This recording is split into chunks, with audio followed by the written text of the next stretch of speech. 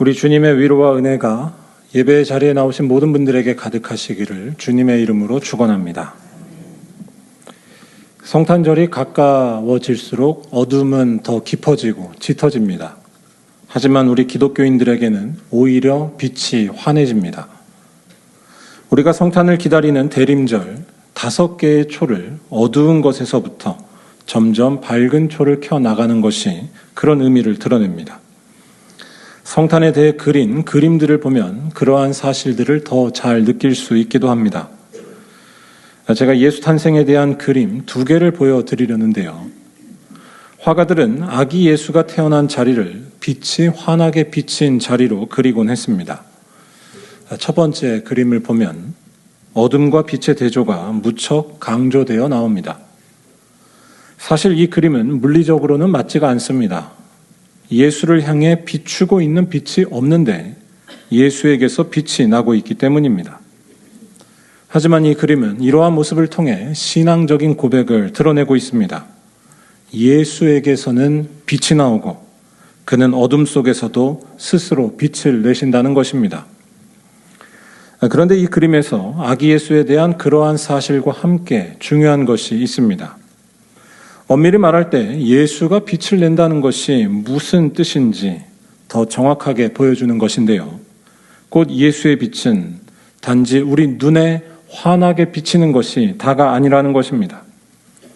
예수의 빛은 슬픔을 몰아내는 빛이고 예수의 빛은 탄식을 지워버리는 빛입니다. 예수의 빛은 세상의 어둠을 남김없이 몰아내는 빛, 그래서 그 빛을 본 자들에게 주체할 수 없는 기쁨을 더해줍니다. 자신의 처지와 상관없이 밀려오는 평화와 용기, 위로를 얻게 하는 영광의 빛이 바로 예수에게서 흘러나온다는 것입니다. 이 비밀을 잘 기억해야 하는데요. 예수 탄생에 대해 그린 그림들에 나오는 다른 인물들의 표정이 이러한 사실을 잘 드러냅니다. 그들은 모두 기쁨의 미소라고 할까요? 흡족해서 배부른 듯한 표정을, 아무런 두려움이 없어진 표정을 하고 있습니다. 예수의 빛을 받았더니 얼굴과 표정이 바뀐 것입니다. 저는 이 지점이 매우 중요하다고 봅니다. 성탄절을 기뻐해야 하는 이유를 바로 이 사실에서 찾을 수 있기 때문입니다. 내 기준에 보기에 좋아서 성탄절이 즐거운 것이 아닙니다. 아기 예수는 단지 귀엽고 사랑스러운 아기여서 저기에 있는 사람들이 즐거워하고 있던 것이 아니라는 것입니다. 기준이 나에게 있을 때 기독교의 본질은 놓치게 됩니다. 내가 아닌 예수께로부터 쏟아지는 빛, 막을 수도 없고 막을 수 있는 것도 없는 그 빛에 사로잡혀야 합니다. 그렇지 않다면 성탄절은 그저 예쁘고 화려한 장식을 보며 흥겨워하는 날이 되거나 단지 아기 예수가 너무 귀엽기 때문에 안아주고 싶은 그런 식으로 보게 됩니다. 성탄절을 그런 식으로 접근해서는 매우 곤란합니다. 그러한 점에서 저는 지금 보여드린 이 그림도 참 좋지만 아기 예수 성탄에 대해 그린 또 다른 그림 보여주실까요? 이 그림이 우리를 성탄의 신비로 더욱 이끌어준다고 느껴졌습니다. 이 그림 역시 빛과 어둠의 대조가 확실하게 그려져 있는데 여기서의 특징은 이 아기 예수를 대면한 마리아의 그 오묘한 표정입니다. 저는 이 표정이 하나님을 만난 자의 현실적인 모습에 더 가깝다고 생각하는데요. 아기 예수에게서 은은히 흘러나오는 빛 앞에 정중동이 된 것입니다. 빛을 발하는 아기 예수에게 고요히 빨려 들어가면서 자기 자신이 없어지고 자기 생각에 빠지지 않게 된 것이라고 할까요? 이 모든 일들이 낯설어서 두렵기도 하지만 동시에 평안한 그 어색한 모습이 이 표정에서 느껴지시나요? 곧 밖에서부터 밀려 들어오는 평화와 고요함, 동시에 그동안 붙들고 있었던 모든 자기의 생각과 기준들에서 탈출케 하는 능력이 마리아를 덮친 것입니다. 이제 슬픔이 와도 두렵지 않고 어떤 상황이 와도 흔들리거나 아쉽지 않는, 꺼지지 않는 불꽃이 들어왔음을 느낀 것입니다. 그래서 그동안 붙들고 있던 것들, 내 성질, 내 자랑, 내 경험, 아니 자기 연민의 허망함에 눈을 뜨면서 후회와 평안이 동시에 몰려온 것입니다. 하나님의 영광에 압도되어 고요해지고 깨끗해진 것입니다. 예수의 이 빛이 선명해질수록 우리는 폭풍 가운데에서도 안식과 평안을 유지할 수 있습니다. 우리 말년교회 성도들도 성탄절이 점점 다가올수록 하나님의 이 영광의 빛이 더욱 밝아져서 답답한 인생 가운데서도 평안과 고요, 기쁨의 능력에 사로잡히시기를 주님의 이름으로 축원합니다. 이러한 말씀을 드린 이유는 오늘 말씀에서 이사야 선지자가 선포하고 있는 것도 마찬가지이기 때문입니다. 슬픔과 탄식이 사라지게 하는 여호와의 영광이 곧 나타날 것이라는 말씀입니다. 특별히 오늘 말씀은 이러한 사실을 말하면서 아주 거칠고 보기에 따라서는 오해할 수도 있는 말을 합니다. 바로 보복입니다. 4절을 다 함께 한번 읽어보겠습니다. 겁내는 자들에게 이르기를 굳세어라, 두려워하지 말라. 보라, 너희 하나님이 오사 보복하시며 갚아주실 것이라. 하나님이 오사 너희를 구하시리라 하라. 아멘. 보복하시는 하나님. 성경에 대해 잘 모르거나 기독교를 접해보지 않은 분들에게 이 말은 매우 불편한 말처럼 들릴 것입니다. 사랑의 하나님께서 복수하신다라는 것이 앞뒤가 맞지 않아 보이기 때문입니다. 그런데 성경에는 오늘 말씀처럼 복수하시는 하나님에 대해 전하는 말씀들이 심심치 않게 나옵니다. 복수하시고 보복하시는 하나님이라는 이 말 때문에 기독교인들이 다른 종교를 공격하거나 또는 개인적으로 누군가에게 안갚음할 때 이 말을 사용한다면 이 말씀을 오해한 것입니다. 보복하시는 하나님이라는 말에서 중요한 것은 이러한 하나님의 보복하심으로 일어나는 결과이고 또한 그렇게 하시는 목적과 이유라고 할 수 있습니다. 그러니까 이사야 선지자는 지금 하나님에 대해 잘 설명하기 위해 이 말을 쓰고 있을 뿐입니다. 보복이라는 말이 하려는 말을 가장 잘 설명하고 있다는 뜻입니다. 곧 하나님은 두려움과 슬픔에 빠져 있는 이들을 완전하게 구해내시는 분이라는 것입니다. 그래서 그동안 절망과 지옥 같은 상태에 있던 이들이 이제 뛰어서 노래하게 하시고 풍성함을 누리게 하시고 아무것도 두려워하지 않는 상태가 되게 하신다는 것입니다. 왜냐하면 하나님은 이 모든 절망과 지옥 같은 상태를 초래한 세력과 원수에 대해 보복하시기 때문입니다. 무슨 말씀이냐면 위험과 절망 중에 있는 상황에서 근본적인 변혁을 이루시는 분이 우리 하나님이라는 것입니다. 더 이상 두려워할 이유나 그 상황 자체가 사라지는 천지개벽 같은 일을 하신다는 것입니다. 그 사실을 적확하고도 적나라하게 표현한 것이 곧 보복하시는 하나님이라는 말입니다. 잘 생각해 보시기 바랍니다. 예를 들어서 옆 나라가 갑자기 쳐들어와서 모든 것들이 파괴되는 끔찍한 전쟁이 일어나 사람들이 점점 죽어나갈 때 이 고통스러운 상황에서 벗어난 것을 느끼게 하는 일은 뭐가 될까요? 그건 단순히 전쟁이 멈추고 살아남는 것이 다가 아닙니다. 쳐들어왔던 나라 자체가 완전히 패배하는 일입니다. 쳐들어온 것을 멈출 뿐만이 아니라 다시는 넘보지 못하도록 보복하는 일이 일어날 때, 그 상황이 이제 완전히 역전될 때에 비로소 죽음의 공포에서 벗어나고 안정과 평화를 찾을 수 있다는 것입니다. 여기에서 그래도 전쟁이 멈춰도 전쟁 트라우마가 남아있을 텐데 라는 식의 말을 하실 분이 계실지도 모르겠습니다. 그런데 그건 성경이 말하려는 것에 괜히 시비를 거는 것밖에 안 됩니다. 학생이 시험을 치는데 문제가 말하려는 것을 파악하지 않는 것과 같습니다. 오늘 말씀은 말하지도 않고 있는 트라우마에 대한 이야기가 아니라 하나님께서 우리에게 행하시는 놀라운 일에 대한 이야기입니다. 두려움과 위험함 자체가 깨끗이 제거되고 세상이 뒤집어지는 일이 우리에게 온다는 것입니다. 오늘 말씀 전부가 그런 놀라운 일을 노래하고 있는데요. 3절과 4절에서 이 말씀을 듣는 이들을 향해 굳세어라, 두려워하지 말라, 약한 손을 강하게 하며 떨리는 무릎을 굳게 하며 라는 식의 격려의 말들이 이미 이러한 놀라운 일의 전조를 말한다고 할 수 있습니다. 전혀 두려워하지 말라는 것입니다. 왜냐하면 하나님께서 오셔서 이 모든 공포와 슬픔들에 대해 보복하실 것이고 그래서 너희를 안전히 구하실 것이기 때문입니다.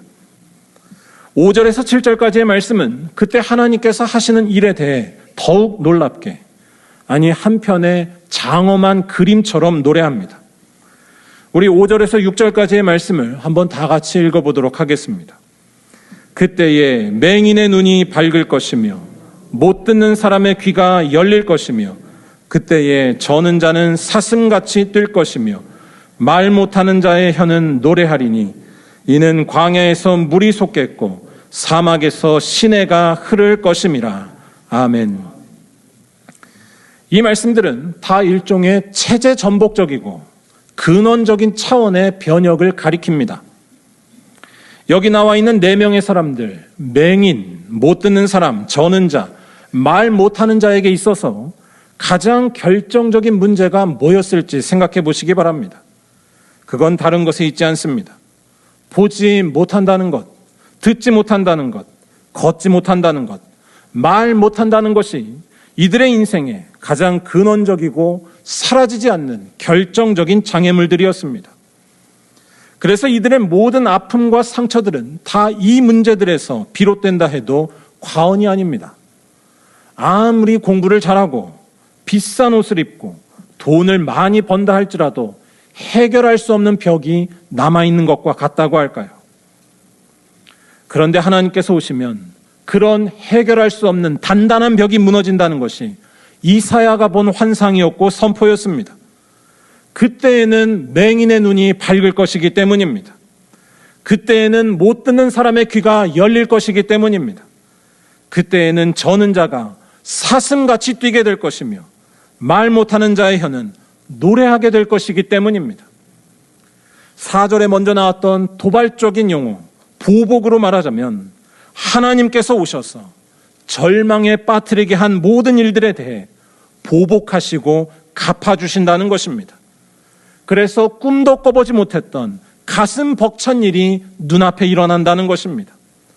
굳었던 다리가 움직이고 아무것도 볼 수 없던 눈이 밝아져 보게 되고 아무 소리 낼 수 없었던 혀가 움직여 자기의 말을 하게 된다는 것입니다. 다시 말해 아무리 해도 넘볼 수 없었던 저 너머의 닫힌 세계가 열린다는 것입니다. 그래서 6절 하반절부터 7절까지의 말씀은 이때의 모습을 더욱 강렬하게 노래합니다. 하나님께서 오사 보복하시는 그때는 마른 땅인 광야에 물이 솟아난다는 것입니다. 뜨거운 사막이 변해 못이 된다는 것입니다. 승냥이 떼가 살던 황량했던 곳에 잡초가 아니라 생기 가득한 갈대와 부들이 무성하게 피어날 것이라는 말씀입니다. 다 세상이 뒤바뀌는 일이고 이전의 상태에서 완전히 벗어나게 된다는 것입니다. 결국 하나님께서 행하시는 이 모든 놀라운 일, 근원적인 변화는 우리들에게 새롭고 놀라운 일을 일으킨다는 것이 오늘의 말씀입니다. 곧 슬픔과 절망이 제거된 세계를 살게 된다는 것. 정확히 말해 슬퍼하며 탄식하며 살고 있던 이들이 이제는 영원토록 사라지지 않는 기쁨과 즐거움을 얻게 된다는 것입니다. 이 사실을 말하는 10절을 한번 다 같이 읽어보겠습니다. 여호와의 속량함을 받은 자들이 돌아오되 노래하며 시온에 이르러 그들의 머리 위에 영영한 희락을 띠고 기쁨과 즐거움을 얻으리니 슬픔과 탄식이 사라지리로다. 아멘. 하나님께서 보복하시기에 더 이상 두려움이 다스리지 못하게 된다는 것입니다. 겁을 내면서 늘 상처와 불안 속에 살던 이들이 이제는 얼굴에 미소를 띠며 평안과 기쁨에 쌓이게 된다는 것입니다. 하나님의 보복으로 슬픔과 탄식이 사라졌기 때문입니다. 그런데 여기에서 중요한 질문, 또 생각할 것이 있습니다. 이러한 하나님의 일이 과연 일어났는가?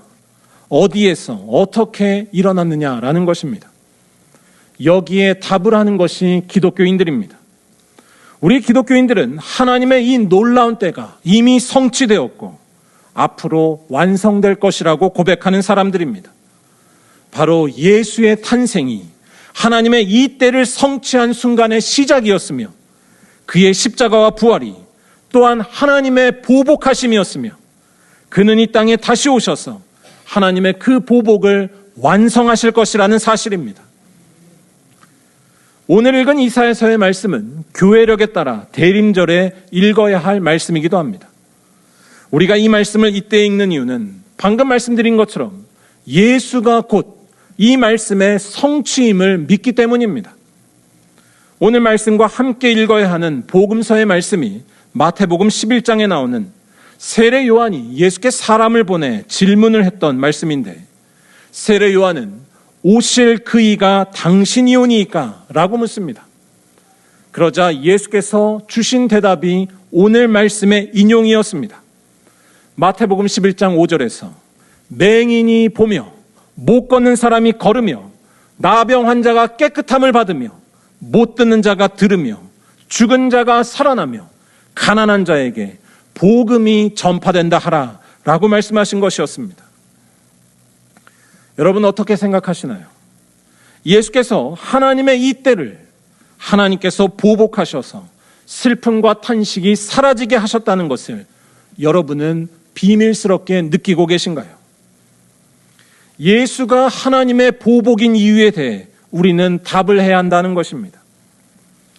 여전히 이 세상은 탄식과 슬픔이 가득해 보이고 속 터지는 일도 매일매일 끊이지를 않습니다. 그건 예수 때도 마찬가지였습니다. 하지만 우리 기독교인들은 여기에서 비밀을 간직한 사람들이라 할 수 있습니다. 예수는 참으로 뜨거운 사막이 변하여 연못이 나게 하시는 분이고, 예수는 참으로 못 듣는 사람의 귀가 열리게 하시며 말 못하는 자의 혀가 노래하게 하시는 분이라는 것입니다. 곧 예수를 믿고 그를 따르면 내 삶에 장애가 있건 없건, 권력이 크건 작건, 사회적 신분에 상관없이, 아니 도저히 이길 수 없었던 절망의 권세가 다스리고 있을지라도 그는 반드시 기쁨의 사람이 된다는 것입니다. 그는 반드시 슬픔과 탄식의 지배를 받지 않는다는 것입니다. 왜냐하면 예수를 주로 믿고 그를 따르면 그 사람은 이제 생명이신 하나님과 화해하고 하나님에게서 더 이상 떠나지 않게 되기 때문입니다. 예수를 믿고 그를 따르면 이제는 하나님의 자녀라 불리게 되며 죄와 죽음의 권세에서 해방된다는 것입니다. 예수가 곧 우리에게 오시고 구원하시는, 보복하시는 하나님이라는 것입니다. 뭐라고 할까요? 아쉬움이 생겨날 수밖에 없는 이 세상의 힘이 이제 우리들에게 점점 힘을 잃게 된다고 할까요? 세상에서 참된 만족과 구원을 얻으려면 장애가 없어야 하고 권력이 커야 하고 내 뜻대로 다 돼야 한다는 모든 억압과 자기 성취로부터 자유로워지는 것입니다. 건강과 젊음을 얼마나 유지했느냐가 큰 영향을 미치지 못하고 살면서 얼마나 즐거운 일이 많이 있느냐도 결정적인 일이 되지 못합니다. 그런 것들이 인생의 결정적인 것이라 말하면서 우리를 억압하고 있는 사나운 짐승 같은 세상에 대해 하나님이 보복하시기 때문입니다.